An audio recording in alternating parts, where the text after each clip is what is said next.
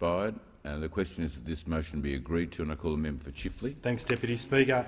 Member for Banks, there's a problem with your time machine. You need to crank it back a little bit further, because it's not good enough to just go to 07 and look at what's happened here, because the genesis of the trade training centres was to basically clean up the mess left by the Howard government when, as part of this broader strategy dealing with federation, it refused to properly fund key areas where agreements were held with the states and territories, one of them being education and, in particular within education, vocational training. And what we had was a coalition government under the Howard government hell-bent on reproducing the TAFE system because they refused to properly fund it. So they created a separate stream, the ATC stream, that would have set up individual TAFEs to rival TAFE because the Howard government didn't want to fund the states and territories. Right.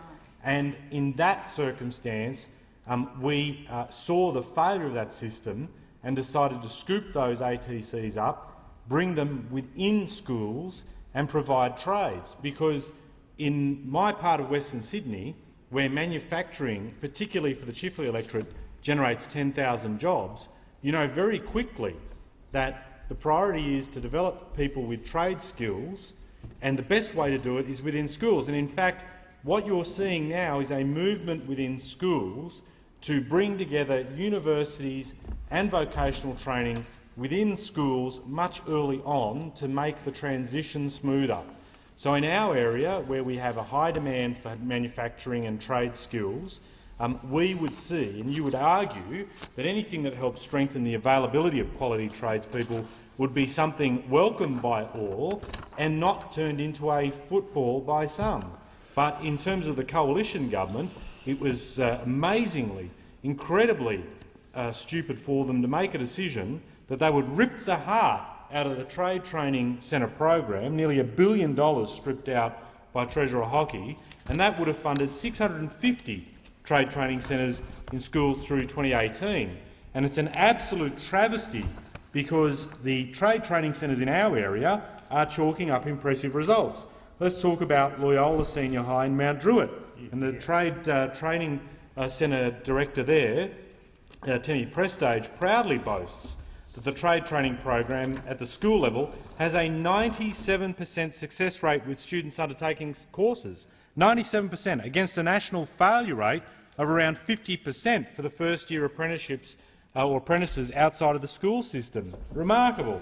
Loyola began with 7 courses in 2010-11, and it's so successful has it been that it's now expanded to 13 courses, attracting 200 students for next year, and their program includes childcare, beauty and hospitality, and importantly, it's integrated with local industry. And they advise on the skills required. And they've had many success stories, including last year Daryl Martinez, who won the Prime Minister's Award for his efforts in electrotechnology. Congratulations to Daryl.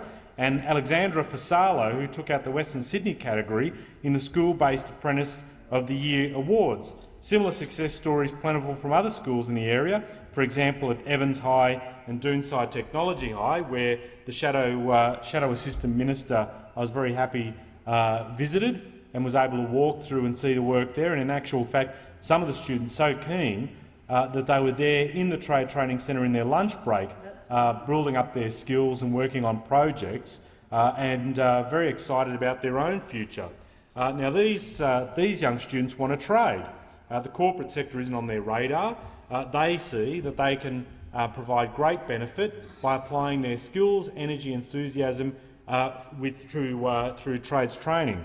And so the longer-term goal should be to encourage more of those students in there. In fact, one of the tragedies about what the hockey budget did in this space is it stopped the evolution of these centres, because ideally it would be used to identify and help in other skill shortage areas, for example in the ICT sector where there are massive skill shortages, and we could have seen training centres move into that space, but now that's been cruelly denied. These trade training in schools works because it removes distraction, it provides greater focus, and it ensures in Western Sydney we get the skills we need.